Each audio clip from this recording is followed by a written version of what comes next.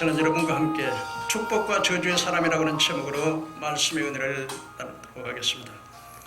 오늘 본문에서 선지자 예레미야는 저주받을 사람과 축복받을 사람에 대해서 말씀을 하고 계십니다. 사람들을 보이지 않는 하나님보다는 보이는 사람을 믿으며 육신으로 그의 힘을 삼고 하나님을 무시하며 살아가는 경향이 있습니다. 여기에서 지혜로운 사람과 어리석은 사람이 구별이 됩니다. 오늘 본문에 보면 사람을 믿으며 육신으로 그 힘을 삼고 그 마음으로 하나님을 떠나는 사람은 저주를 받을 것이라고 말씀을 하고 있습니다. 그러면 첫째로 어리석은 사람은 누구입니까? 먼저 예레미야 17장 5절에 여호와께서 이같이 말씀하시니라 무릇 사람을 믿으며 이렇게 말했습니다. 그리스의 철학자 아리스토텔레스는 말한 것처럼 사람이 사회적 동물이기 때문에 혼자서는 살아갈 수가 없고 교제하며 살아가는 것이 정상이겠지만은 그러나 사람을 믿는다는 것은 좀 어리석은 것이라고 말하고 있습니다. 왜 그렇습니까? 바로 오늘 본문 17장 9절에 그 이유는 만물보다 거짓되고 심히 부패한 것은 마음이라 누가 능히 이를 알려마는 여호와는 심장을 살피며 폐부를 시험하고 각각 그 행실을 보응하시니라고 말씀을 하고 있습니다. 사람들은 열길 물속은 알아도 한길 사람 속은 모른다고 말을 합니다만 그러나 하나님께서는 사람의 마음과 심장을 살피시는 하나님이기 때문에 그 마음을 다 알고 계시는 것입니다. 그래서 복을 줄 사람에게 복을 주시고 보응하실 분들에게 보응하시는 것입니다. 예수님께서는 입으로 들어가는 것이 더럽게 하는 것이 아니고 입에서 나오는 것이 사람을 더럽게 한다고 말하고 있는 것입니다. 마가복음 7장 20절 23절에 또 이르시되 사람에게 나오는 그것이 사람을 더럽게 하느니라. 속에서 그 사람의 마음에서 나오는 것은 악한 생각과 곧 음란과 도적질과 살인과 간음과 탐욕과 악독과 속임과 음탕과 질투와 비방과 교만과 우매함이니 이 모든 것은 다 속에서 나오는 사람을 더럽게 하느니라고 말씀을 하는 것입니다. 그렇습니다, 여러분. 사람의 마음은 조석변입니다. 아침에 먹은 마음 다르고 저녁에 먹은 마음 다릅니다. 나에게 덕이 되고 이익이 되는 사람에게는 문전흥망을 이루고 심지어는 나부까지 하지만은 내게 유익이 없으면 언제 보았느냐는 식으로 냉정히 돌아서는 것이 인간의 마음인 것입니다. 그것으로 끝나면 좋은데 시기 질투 미움은 살인까지 가게 되는 것입니다. 탐욕과 악독과 속임과 거짓말을 하는 것입니다. 사람의 탐심은 남의 것을 도적질하는 것입니다. 이 노마라고 하는 나라는 처음에는 원로원에서 2명의 집정관이 이 나라를 다스렸습니다. 그런데 계속해서 노마는 전쟁을 하다 보니까 이제는 빈민들은 전쟁터에 나가서 일을 하기 때문에 가난할 수밖에 없고 또 유력자들은 전쟁터에 나가면 이제는 노예들을 사로잡고 또 많은 노예물을 채취하기 때문에 이 빈부의 격차가 굉장히 많이 나오게 되어 있었습니다. 그런데 호민관으로 다시 제2의 호민관으로 발탁된 그라쿠스 형제는 이 빈부의 격차를 해결하기 위해서 많은 노력을 했습니다마는 그러나 유력자들은 심지어는 나팀푼담이라고 하는 대농장을 경영하기도 했습니다. 그런데 이런 사람들은 그뿐만 아니라 자기 개인적으로 사병을 가지고 있었습니다. 그 사병을 가지고 있는 3사람이 있었었는데 한 사람은 바로 케사르라고 하는 사람, 그라쿠스, 폼페이우스 이 3사람이 3두 정치를 하게 되었습니다. 그 중에 케사르라고 하는 사람은 영어 성경에는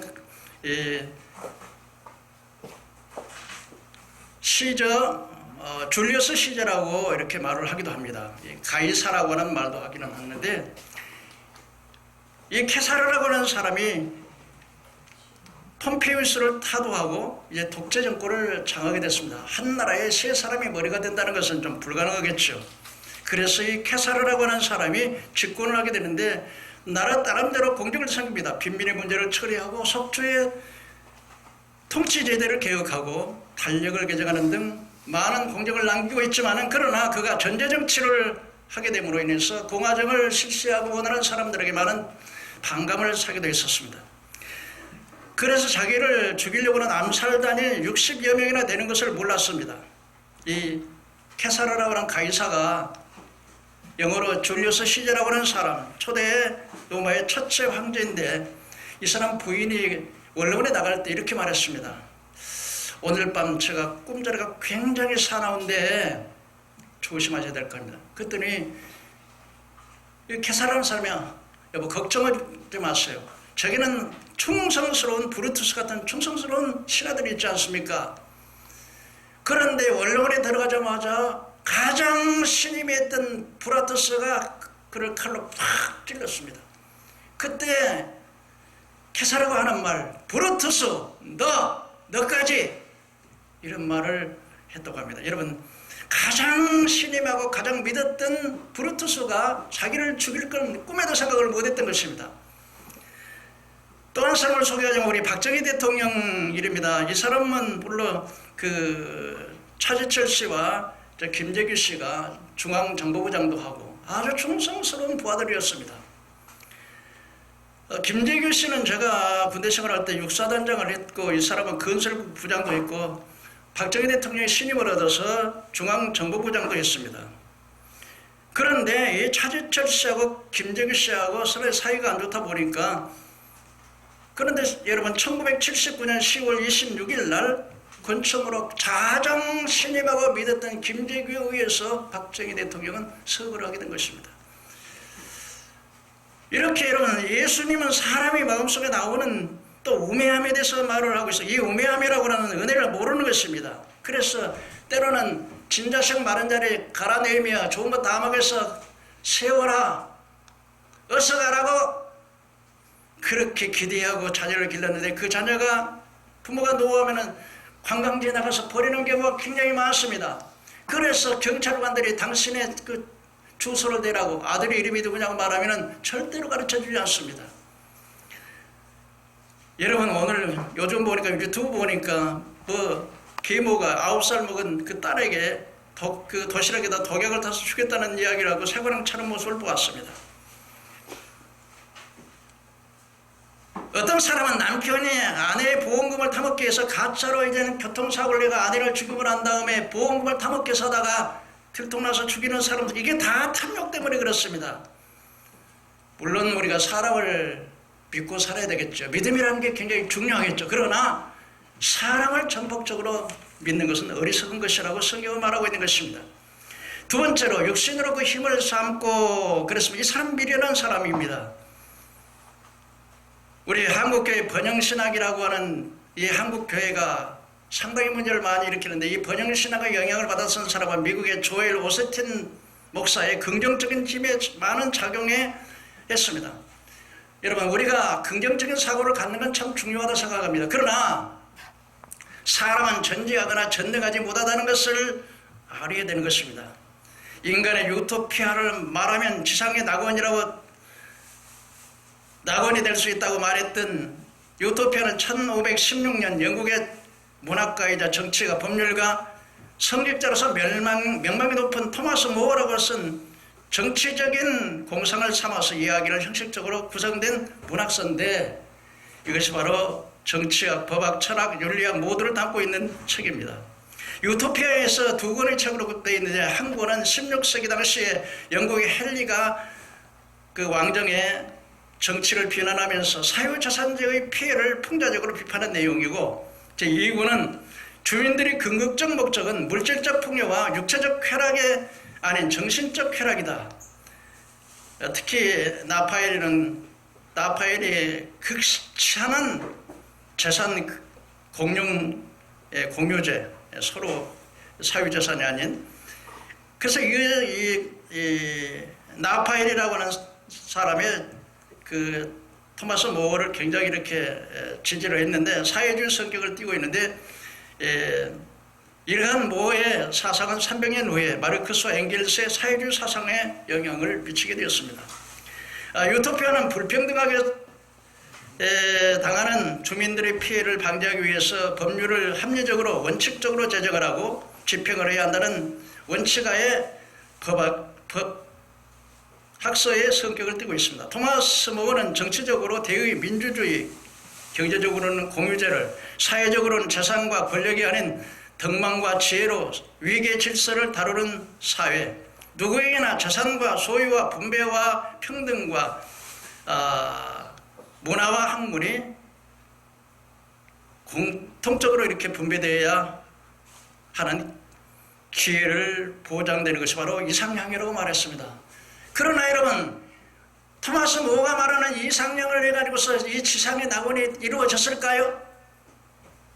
결국 세계는 제1차 대전과 2차 대전을 통해서 피바다가 되는 것을 볼 수가 있습니다.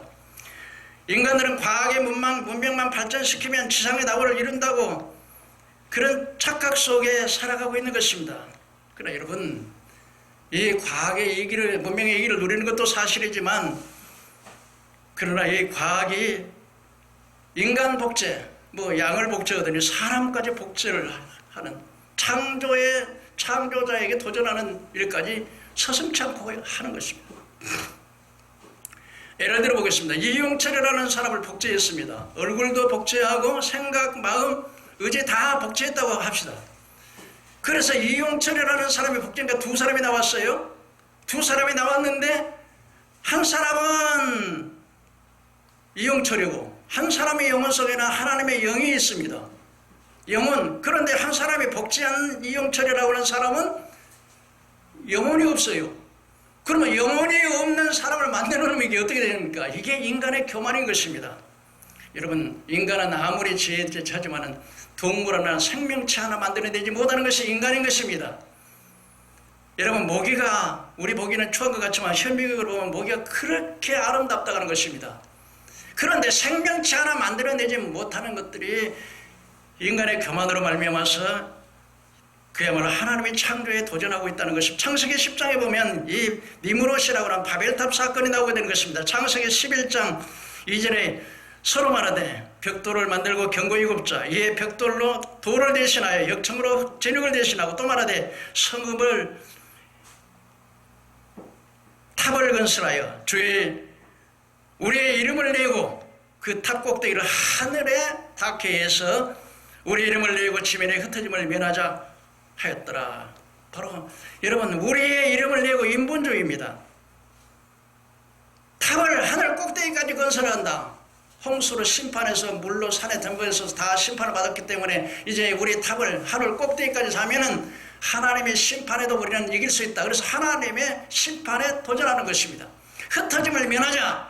이건 바로 무엇을 의미하느냐? 바로 세계 단일 정부를 일으켜서 그야말로 몇 사람만 힘 있는 사람이 전 세계를 노예로 해가지고 다스리게 한다는 것이 이게 바벨탑 사건입니다. 여러분, 오늘날 여러분 프리메이슨들과 이루미나티들이 저 EU 본부에는 브라셀 벨기에에다 세운 EU의 본부의 건물이 바벨탑을 그대로 모형한 그것입니다. 여러분, 이 바벨탑은 뭡니까? 모든 인간을 노예로 만들고 몇몇 엘리트들 위해서 세계의 인구가 너무 많으니까 인구를 다 죽이고 나머지는 노예로 삼아서 자기들만 세계를 통치하겠다는 것이 단일 정부의 사상인 것입니다. 이것이 바로 인간 육신으로 자기 힘을 삼고 사는 사람들의 공통적인 교만이요, 그들의 마음입니다. 그러나 성경은 말합니다. 야고보서 4장 13절 17절에 들으나 너희 중에 오늘이나 내일 우리가 어떤 도시에 가서 1년을 유하며 장사야 일을 보리라는 자들아, 내일 일을 너희가 알지 못하는도다. 사람이 뭐냐, 인생이 뭐냐, 잠깐 있다가 없으나 난견이라. 또 이사야 40장 6절에서 8절에 말하기를 말하는 자의 소리에 이르되 외치라. 대답하되 내가 무엇으로 외치리까 하니 이르되 모든 육체는 풀이요 그의 모든 이름은 풀의 꽃과 같으니 풀은 마르고 꽃은 떨어지나 여호와의 기구는 그 위에 불미니라. 이 백성이 실로 풀이로다. 풀은 마르고 꽃은 떨어지나 하나님의 말씀은 영원하시라고 말씀하고 있는 것입니다. 세계를 정복하고자 하는 자들의 공통점은 나폴레옹 같은 사람은 어떤 사람이었습니까? 자기 사전에 불가능이 없다고 하는 사람이었습니다. 그런데 그가 러시아의 원정에 들어갔다가 심한 추위와 미끄러움에 가서 장장 60만의 대군에 4만 몇 명 살아남고 다 전사했습니다. 그 중에도 전투에 나갈 만한 사람 1,000명밖에 되지 않았습니다. 그 후에도 이 나폴레옹이라는 사람은 영국과 독일과의 전쟁에서 큰 성과를 거뒀지만은, 그러나 나중에 영국과 전투에서 패배하고 이제는 영국에 의해서 세인트 헬레나에 유배되었습니다. 그래서 바다를 바라보며 바람 소리를 볼 때 그는 이렇게 말했습니다. 저 바람 소리가 뭐냐? 바로 나의 한숨 소리라. 그는 독약으로 암살을 당하고 말았습니다. 독일이 히틀러였습니다. 여러분, 독일의 히틀러는 오스트리아를 합병하고 체코를 손아귀에 놓고 폴란드, 노르웨이, 덴마크, 벨기에 거의 유럽을 석권하고 독일과 이태리와 일본과 삼국 동맹을 맺고,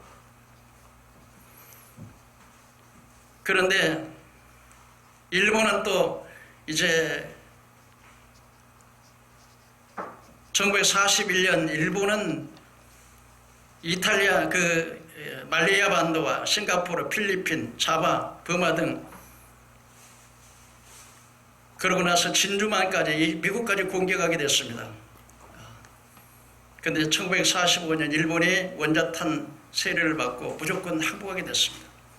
그런데 미국이 이때는 개입을 안 했는데 1942년 연합군이 반격을 받아서 미드웨이 해전에서 결국은 동맹군이 일본군이 피하고 이탈리아 무솔리니가 항복을 하고, 그렇게 믿었던 히틀러의 베를린 장벽이 무너지고, 히틀러는 결국 자기 총으로 자기 부인과 자기 딸과 아들을 총을 쏘고 자살하고 말았던 것입니다. 알렉산더도 356년에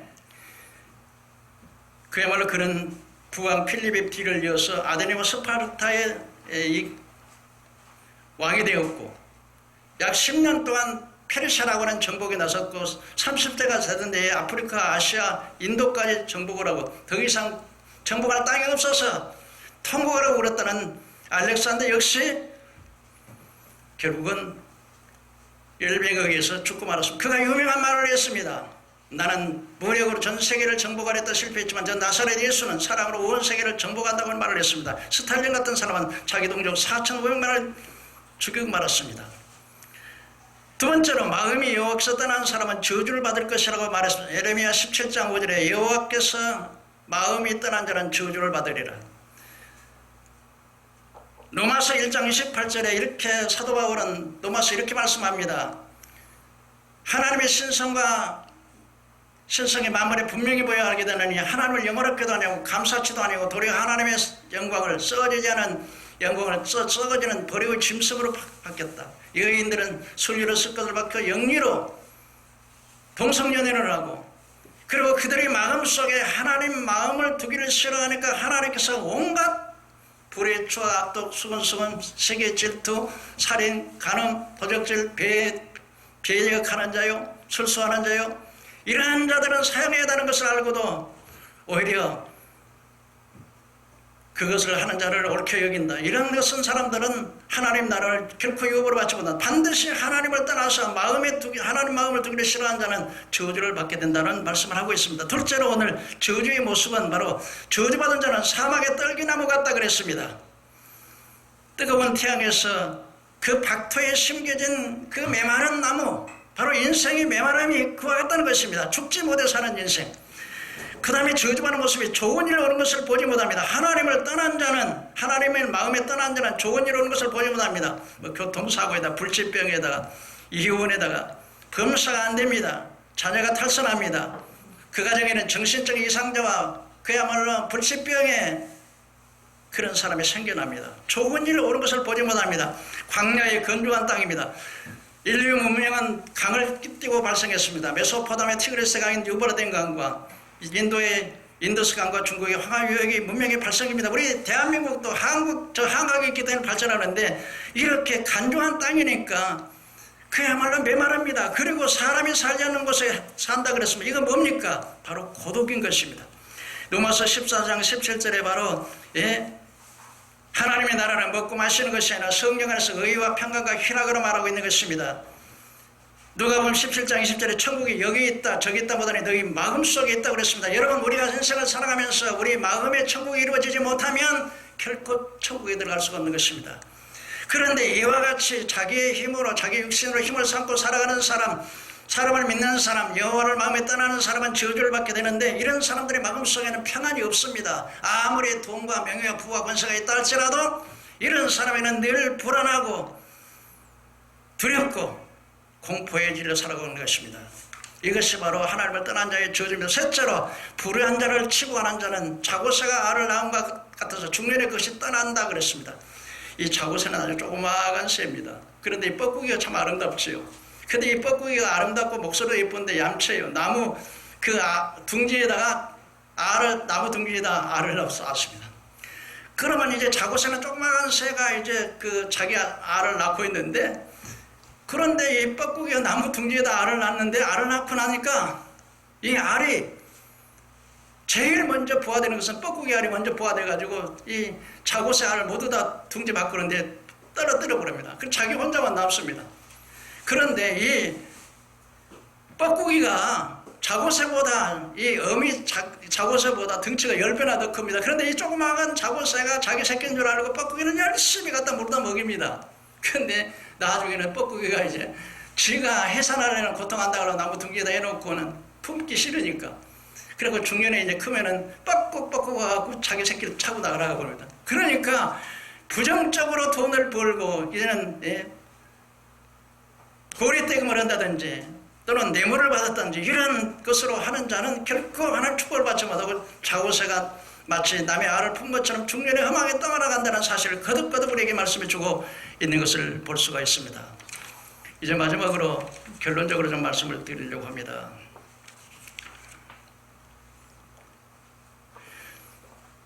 우리 하나님을 믿는 사람은 오히려 그 뿌리를 강변에 뻗치고 가뭄이 와도 걱정이 없고 또 결실에 그치지 않은 것 같다 그랬습니다. 하나님이 바로 축복의 근원입니다. 역대상 29장 7절의 말씀에 보니까 여호와의 위엄과 영광과 부귀와 승리와 위엄이 주께 있사오니 천지가 주의 것입니다. 주는 높으사 만유의 주제가 되사 사람을 크게 하신가 강하게 하시며 주의 손에 있다 그랬습니다. 부와 기가 주께로 말미암는다고 말씀하시며 사람을 크게 하신과 강하게 하시며 주의 손에 있는 것입니다. 모든 것이 여호와 하나님께로부터 오기 때문에 하나님께서 자기 뜻대로 하는 사람에게 그걸 맡깁니다.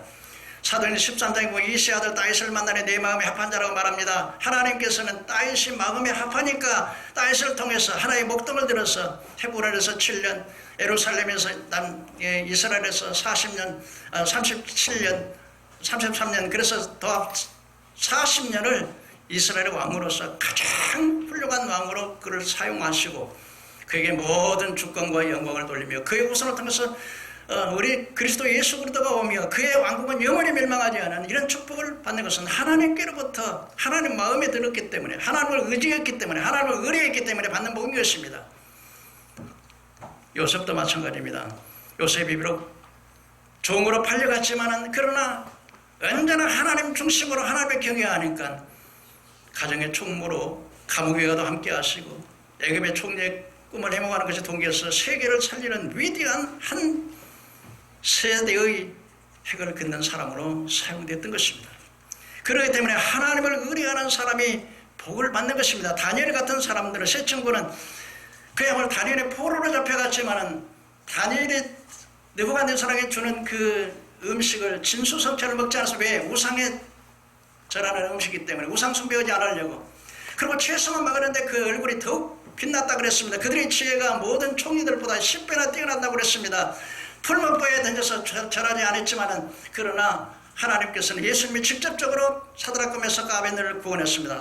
다니엘도 마찬가지입니다. 사자의 굴 속에 지금부터 한 달 동안 다른 신에게 절하면 그야말로 사자 굴 속에 던지다는 그 준엄한 파사에 의인이 찍힌 것을 알고도 예루살렘을 향해서 창문을 열어놓고 하루에 3번씩 기도했는데 결국 그 이방인들의 총리들이 그를 고발해가지고서 사자굴에 던지게 됐습니다. 그러나 그의 그 왕은 다니엘을 아끼기 때문에 금식을 하면서 정말, 그러나 자기가 한번 의인의 도장을 찍은 것은 변기할 수 없는 메데파사의 법이기 때문에 변기할 수 없지만 그냥 금식을 하며 철하려고 또 나가서 그 두려운 마음으로, 궁금한 마음으로 어찌할 바를 모르고서 다니엘아, 내가 의지하는 하나님이 너를 구원하기에 능하셨느냐. 머리털 하나 상처 안 하고 사자들이 그를 보호했습니다. 그를 참수하던 자들을 갖다 집어던져더니 땅에 떨어지기도 전에 그들을 삼켜버리고 말았습니다. 여러분, 이제 결론입니다. 여러분, 축복과 저주의 사람은 어떤 사람입니까? 저주의 사람은 바로 사람을 믿으며 자기 힘으로 육체로 힘을 삼고 하나님을 마음에서 떠난 사람. 이 사람 어리석은 사람이요, 저주받을 사람이에요. 우리가 인간관계에서 사람을 믿어야 되겠죠. 믿을 수 있는 사람이 되어야 되겠죠. 그러나 왜 인간은 사람의 마음을 믿지 말라고 하냐면 만물보다 거짓된다는 거예요. 그 거짓된 속에서 온갖 더러운 것들이, 악한 것들이 다 나오기 때문에 저는요, 사람을 좀 믿었다가요, 한 번은 그 나이지리아에서 어떤 그 여왕이 이슬람의 그 지도자의 부인이 제게 우리 교회, 서울 교회에다 편지를 보냈어요. 영어로 편지를 보냈어요. Congratulations to your church. 당신의 교회를 축복합니다.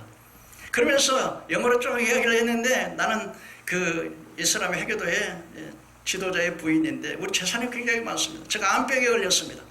그런데 인생을 살다 보니까 그냥 인생이 다 허무하다는 걸 알아서 마침내 이제는 선한 일을 좀 하고 있는데, 당신의 교회가 추천이 되어서 이제 150억이라고 하는 돈을 우리 교회에다 이게 주게 결정이 되었습니다. 축하합니다.